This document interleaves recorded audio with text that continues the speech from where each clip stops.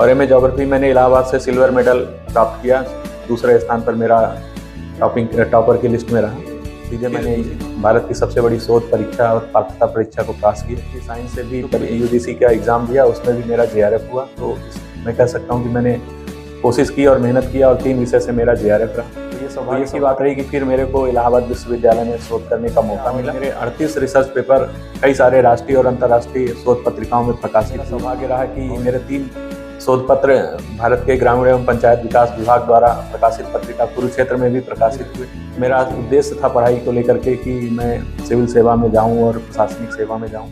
केंद्रीय विद्यालय में मेरा चयन हुआ 2012 में और मेरे को एमपीपीएससी 2012-2013 में मैंने इंटरव्यू दिया, लेकिन नहीं हो पाया। 2014 की एमपीपीएससी में मेरा जनपद पंचायत सीईओ के पद पर चयन हुआ। जब आप पहुँच सकते हैं सर, एक जुनून है या कोई मैसेज देने का? इसकी ये आज मैं आपको बताते हुए मुझे खुशी हो रही है कि मैंने लगभग 700 से ज़्यादा हमारे शोध समाचार पत्रों में इस तरह के आर्टिकल या संपादकीय के रूप में प्रकाशित हुए हैं। शौक ऐसा हो कि वो मैसेज भी दे जाए समाज को, तो फिर क्या बात हो?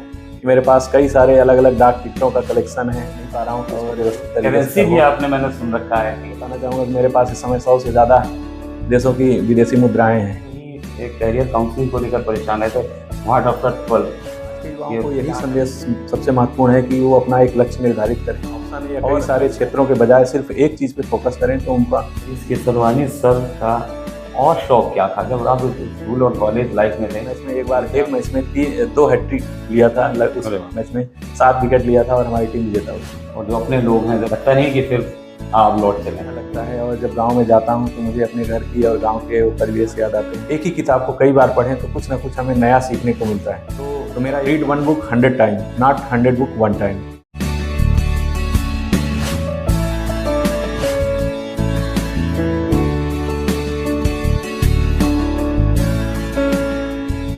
नमस्कार विचार लोग में आपका स्वागत है। आज हमारे साथ एक ऐसी शख्सियत मौजूद हैं जिनके पीछे नौकरियां भागती हैं। एक बहुमुखी प्रतिभा के धनी सीईओ हरीश के सरवानी जी, छतरपुर जिले से। हालांकि आपका स्थानांतरण अब नरसिंहपुर हो चुका है। आज हमारे स्टूडियो में मौजूद हैं। बहुत बहुत स्वागत है सर आपका। धन्यवाद। बोलिए। धन्यवाद।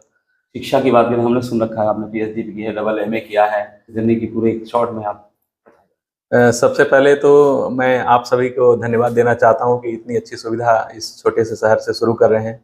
और मैं आपको ढेर सारी शुभकामना देना चाहता हूं कि राष्ट्रीय स्तर पे आपकी लोकप्रियता इसको मिले और ज़्यादा से ज़्यादा सकारात्मक और रचनात्मक कार्यों के लिए इसको आप उपयोग करें। तो जहाँ तक मेरा शिक्षा के संबंध में जानकारी है, तो मेरी प्राथमिक शिक्षा तो मैंने अपने गाँव रीवा से किया। उसके बाद नवोदय विद्यालय में मेरा 6वीं कक्षा से प्रवेश हुआ। तो चूंकि नवोदय विद्यालय मैंने 7 साल अपने जीवन की पढ़ाई की और उस दौरान मेरे को न केवल शिक्षा के बारे में सीखने का मौका मिला, वरन कई सारे सामाजिक और व्यवहारिक पक्षों को हमने अपने साथियों के साथ और अपने विद्यालय के शिक्षकों के साथ सीखने का अवसर प्राप्त हुआ। और कक्षा 12वीं को पास करने के बाद मैं फिर इलाहाबाद विश्वविद्यालय से बीए किया और बीए के बाद फिर मैं वहाँ इलाहाबाद यूनिवर्सिटी से एमए ज्योग्राफी किया। और एमए ज्योग्राफी मैंने इलाहाबाद से सिल्वर मेडल प्राप्त किया। दूसरे स्थान पर मेरा टॉपर की लिस्ट में रहा। फिर उसी दौरान मैंने यूजीसी नेट और जेआरएफ की परीक्षा उत्तीर्ण की ज्योग्राफी विषय से। तो मेरा पहले ही अपीयरिंग वर्ष में ही मैंने उसको क्रॉस किया।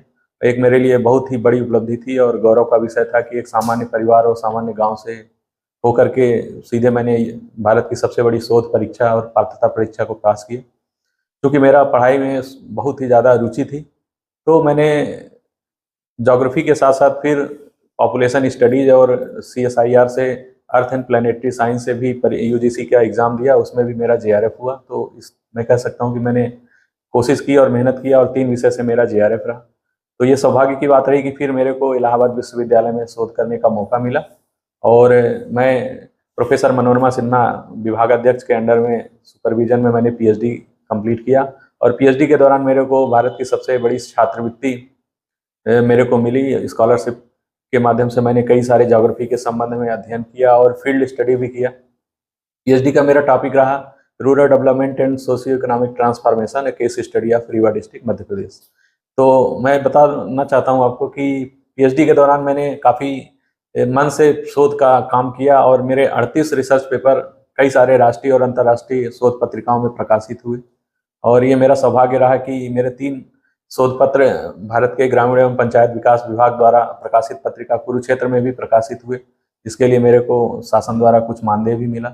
और इसी बीच फिर मेरा उद्देश्य था पढ़ाई को लेकर के कि मैं सिविल सेवा में जाऊं और प्रशासनिक सेवा में जाऊं, लेकिन एक सामान्य परिवार में होने की वजह से मैंने नौकरी को भी प्राथमिकता दी कि कहीं एक जीविका उपार्जन का साधन मिल जाए। तो मेरा चयन फिर केंद्रीय विद्यालय संगठन में हुआ पीजीटी ज्योग्राफी के रूप में।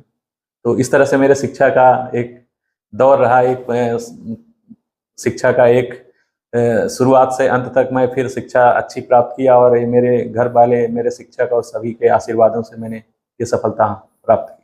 तो नौकरी आपकी ये सीईओ की तीसरी नौकरी थी। तो ये भी मेरे लिए एक सौभाग्य की बात थी कि मैं कभी भी अपने प्रतिभा को उजागर करने के लिए कोशिश करता रहता था कि किस तरह से मैं मेहनत करूं और उसको जो है लोगों के सामने या फिर मैं उसको प्राप्त करूं और मेरे को आत्मसंतुष्टि मिले। केंद्रीय विद्यालय में मेरा चयन हुआ 2012 में। उसके बाद उत्तर प्रदेश लोक सेवा आयोग द्वारा यूपीपीएससी के परीक्षाओं को मैंने 6 इंटरव्यू दिए, जिसमें से एक में मेरे को सफलता मिली। कुछ ही अंकों से मेरा अन्य परीक्षाओं में सफलता नहीं मिली, लेकिन जो मिली मेरे को पंचायत एवं कोऑपरेटिव इंस्पेक्टर के पद पे यूपीपीएससी लोअर के पद में चयन हुआ था। दूसरी मेरी ये सफलता थी नौकरी के क्षेत्र में। इसके बाद मैं लगातार मेरे को प्रशासनिक सेवाओं में आने का मन था, इसलिए मैंने एमपीपीएससी का भी प्रयास किया और मेरे को एमपीपीएससी 2012-2013 में मैंने इंटरव्यू दिया, लेकिन नहीं हो पाया। 2014 की एमपीपीएससी में मेरा जनपद पंचायत सीईओ के पद पे चयन हुआ। जब आपने शोध किया, लेखन की जो आपकी क्षमता थी वो आज भी हमें अखबारों में नजर आती है। इतने बिजी शेड्यूल में, इतनी जिम्मेदारी वाले पद में होके फिर लेखन के लिए ये सकता अधिकारी सिर्फ जिस तरह से दिखा रहे को लग्जरियस लाइफ के बाद अधिकारी अपने आप को बहुत व्यस्त दिखाते हैं, लेकिन लिखना बहुत बड़ा, हम लोग जिस उस पेशे से हैं तो समझ सकते हैं। तो सर एक जुनून है या कोई मैसेज देने का? इसकी शुरुआत में रोचक तरीके से बताना चाहूँगा कि मैं जब इलाहाबाद विश्वविद्यालय में एमए कर रहा था तो हमारे एक प्रोफेसर साहब थे ओझा सर, तो एसएस ओझा सर। तो उन्होंने ये बोला था कि यदि आपको किसी भी प्रतियोगिता में उत्तीर्ण करना है या फिर अच्छे पद पे जाने के लिए जो परीक्षा होती है उसमें लिखित परीक्षा का और लिखने की शैली का बहुत महत्वपूर्ण योगदान होता है। तब से मैंने ठान लिया था कि मैं अपनी लेखन शैली हमेशा ही बनाए रखूँगा। और इसी संदर्भ में मैं, जैसे कि आपको बताया कि मेरे 38 रिसर्च पेपर जो है अलग अलग शोध पत्रिकाओं में प्रकाशित हुए हैं। उसके बाद भी, अभी नौकरी में आने के बाद भी मैं लगातार कोशिश करता हूँ और लिखता रहता हूँ। कई सारे समाचार पत्रों में हमारे संपादकीय के रूप में और पाठकनामा के रूप में वो प्रकाशित होते हैं। तो एक ये आज मैं आपको बताते हुए मुझे खुशी हो रही है कि मैंने लगभग 700 से ज़्यादा हमारे शोध समाचार पत्रों में इस तरह के आर्टिकल या संपादकीय के रूप में प्रकाशित हुए हैं। और वो विषय भी मैं सकारात्मक विषयों को चिन्हित करता हूँ और उसी पे लिखने का प्रयास करता हूँ, जिससे कि एक समाज में सकारात्मक प्रभाव मिले और कुछ सामाजिक सुधार के विषय में हम आगे उसको सोच सकें।